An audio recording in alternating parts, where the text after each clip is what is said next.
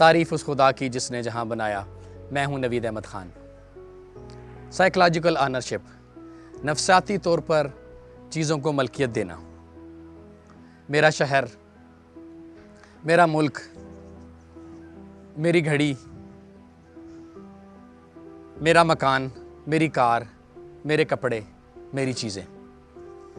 گھر سے نکلتے ہیں، پارک میں جاتے ہیں تو خوبصورت سا پارک ہوتا ہے، وہاں پر ایک دل بنا ہوتا ہے بڑا خوبصورت سا، اور دل کے اندر ایک تیر لگا ہوتا ہے، اور تیر کے نیچے بڑے خوبصورت چیزیں جو ہے نا وہ ڈراپ خون کے گر رہے ہوتے ہیں، نام لکھا ہوتا ہے کسی کا اور ہارٹ بنا ہوتا ہے۔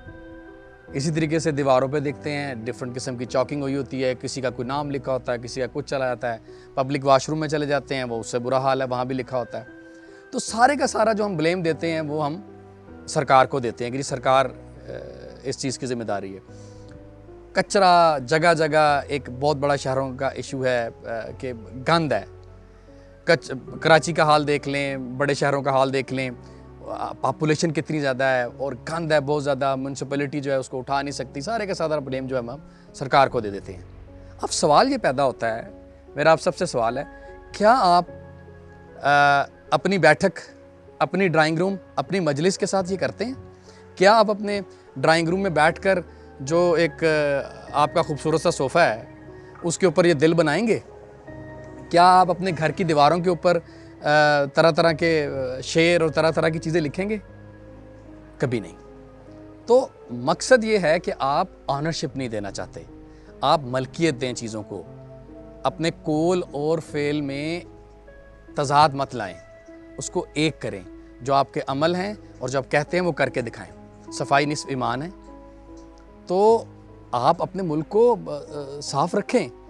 ہمارا فعل کیا ہے کہ ہم گاڑی میں جا رہے ہیں، کھاتے ہیں گاڑی سے اور اٹھا کر باہر پھینک دیتے ہیں۔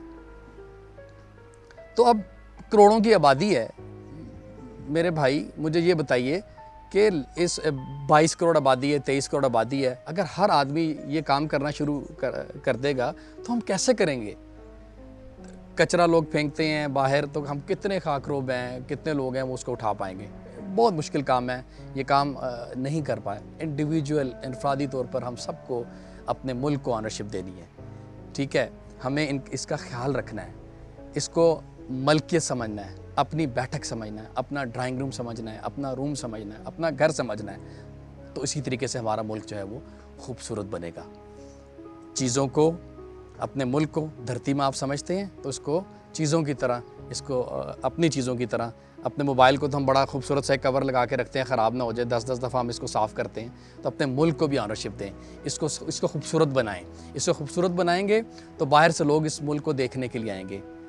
تو ایک بات میری یاد رکھیں کہ جو خوبصورتی ہے اس کا آپ کی شخصیت پہ بھی آپ کی شخصیت کو متاثر کرتی ہے، آپ کی بیہیویئر پہ اثر اس پہ کرتا ہے۔ اگر چیزیں خوبصورت نہیں ہیں، گند ہے، تو آپ کو غصہ آئے گا۔ چیزیں اپنی جگہ اچھی ہیں، خوبصورت ہیں، نظر آ رہی ہیں، تو آپ بھی اس سے جو ہے وہ خوبصورت نظر آئیں گے، اچھے طریقے سے بات کریں گے، آپ میں غصہ بھی کم آئے گا۔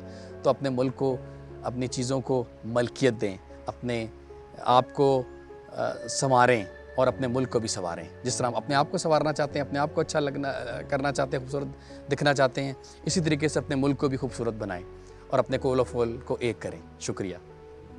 ہمارے اس چینل میں کوشش ہے کہ پاکستان کے مختلف نظاروں کو جو ہے وہ اپنے فریم میں عکس کر سکیں، لا سکیں۔